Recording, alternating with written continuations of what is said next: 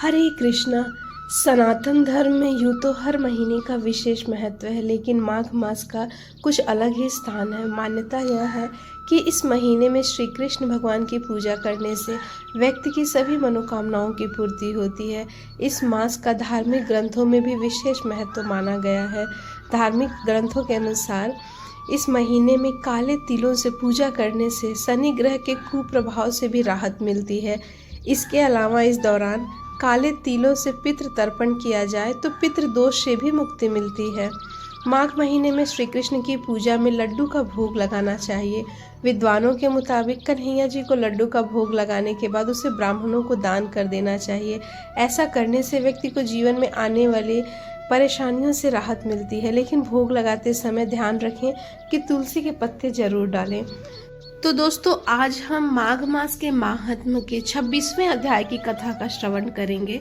प्रेत कहने लगा कि हे पथिक, मैं इस समय तुम्हारे पास जो यह गंगा जल है उसे मांगता हूँ, क्योंकि मैंने इसका बहुत कुछ माहात्म्य सुना है। मैंने इस पर्वत पर गंगा जल का बड़ा अद्भुत आश्चर्य देखा था, इसलिए यह जल मांगता हूँ। मैं प्रेत योनि में अति दुखी हूँ। एक ब्राह्मण अनाधिकारी को यज्ञ कराकर ब्रह्म राक्षस हो गया है। वह हमारे 60 वर्ष तक रहा। उसके पुत्र ने उसकी अस्थियों को इकट्ठा करके गंगा जी में कनखल स्थान में गिरवा दिया। उसी समय वह राक्षसत्व से त्याग कर सदगति को प्राप्त हुआ। मैंने प्रत्यक्ष देखा है, इसलिए मैंने तुमसे प्रार्थना की। मैंने पहले जन्म में तीर्थ स्थानों में बड़े बड़े दान किए थे, उनका प्रायश्चित नहीं किया था। इसी से मैं हजारों वर्ष तक प्रेत योनि, जिसमें अन्न और जल मिलना अति दुर्लभ है, ऐसे दुख पा रहा हूँ। इस योनि में मुझको हजारों वर्ष बीत गए। इस समय आप जल देकर मेरे प्राणों को, जो कंठ तक आ गए हैं, बचाओ। कुष्ठ रोग मनुष्य के प्राणों को त्याग करने की इच्छा नहीं करता। देवदूती कहने लगे कि ऐसे उस प्रेत के वचन सुनकर उस ब्राह्मण को बड़ा विस्मय हुआ।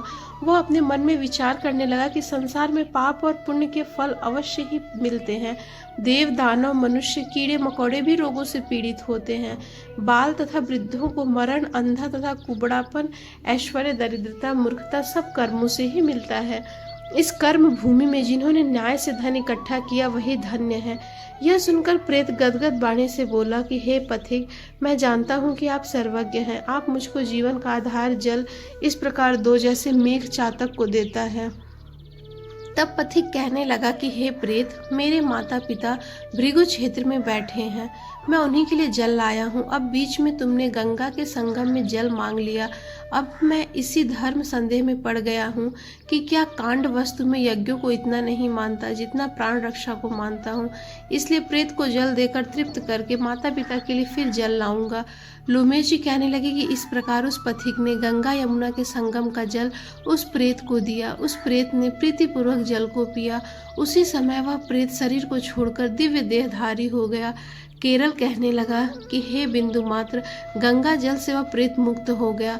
हम समझते हैं कि ब्रह्मा जी भी इस जल के गुण का वर्णन नहीं कर सकते, नहीं तो महादेव जी इस जल को मस्तक पर क्यों धारण करते। इस संसार में जो मनुष्य काया, वाचा और मनसा के पापों से रंग गए हैं, वह गंगा जल के बिना नहीं धुलते। गंगा जल के सेवन से मुक्ति सदा सन्मुख खड़ी रहती है। जिसके जल को स्पर्श करते ही प्रेत अपने प्रेतत्व को छोड़कर मुक्ति को प्राप्त होते हैं। जो गंगा स्नान करता है वह वैष्णव पद को प्राप्त होता है। यदि संबंधी लोग गंगा जल से तर्पण करें तो नरक में रहने वाले पीतर लोग स्वर्ग में चले जाते हैं और स्वर्ग में रहते हुए ब्रह्मत्व को प्राप्त होते हैं। गंगा जल के समान और कोई मुक्ति का साधन ही नहीं है।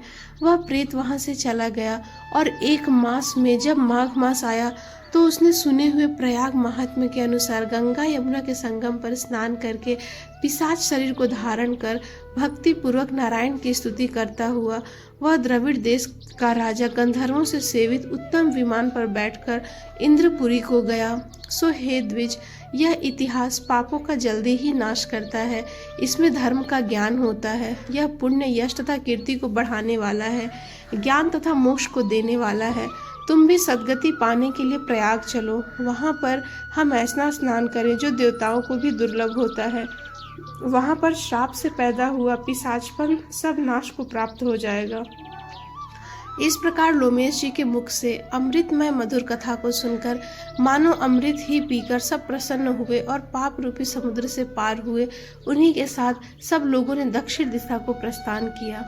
तो दोस्तों, ये थी आज के माघ मास के अध्याय 26वें की कथा। हरे कृष्णा।